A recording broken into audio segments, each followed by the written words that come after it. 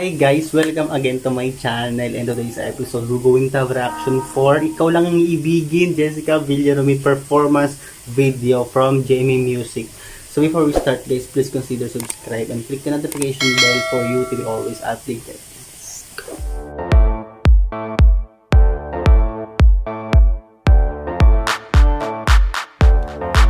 Hello guys! So before you send your request together your link, please make sure to like this video, comment, share, and subscribe. And please follow my social media accounts, Facebook, TikTok, and Instagram. Thank you, God bless everyone, enjoy watching.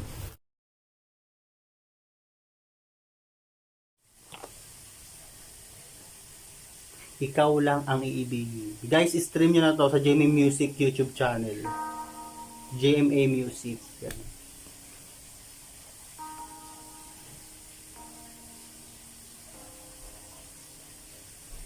Yellow.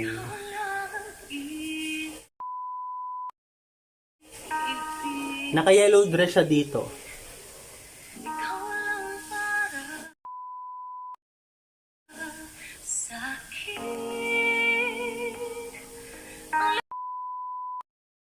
Laman ang puso ko at damdamin, tunay na ikaw pa rin.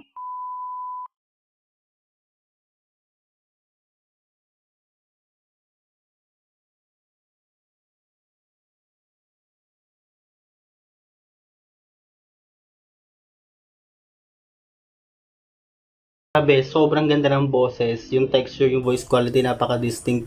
Kaya sana Jamie Music, huwag kayong matutulog sa pagbibigay. Huwag kayong titigil or matutulog sa pagbibigay ng kanta kay Jessica kasi sobrang sayang. Nakakapanghinayang at wala pa siyang ganong karaming kanta. Dapat dumami. Ikaw ang katuparan ng nais ko, ang pag-ibig ko iyong iyo. Sa kilangit ng iyong pag-ibig, sa nilangit kapiling kita. Bawat oras naman ka ng isip. Ito para mabigyan ng malawak na yung boses ng mga fans ni Jessica din. Ang ganda niya. Ang ganda, please Jamie, promote this everywhere.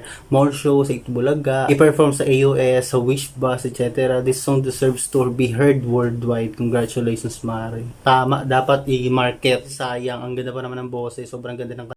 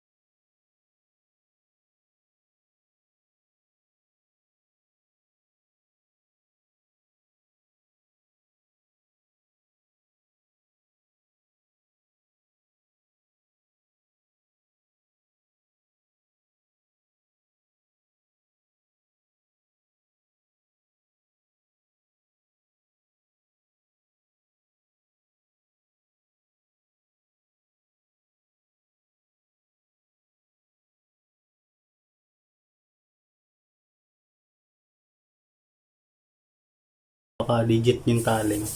O sabi pa rito, para marinig yung mga boses ng mga fans niya, no. Now this is what you define as underrated. Please promote her more, JMA. She deserves it. Mall show all your singers, JMA, para ma-expose pa sila lalo. Talented silang lahat. Pakatayin nyo sila ng mga original musics nila. Ganda ng arrangements, beautiful sound, great performance. I like the song and ang ganda ng boses mo, idol. Sana maging theme song ito ng K-drama sa JMA Telebaba. Ang ganda. Ang daming gandang-ganda.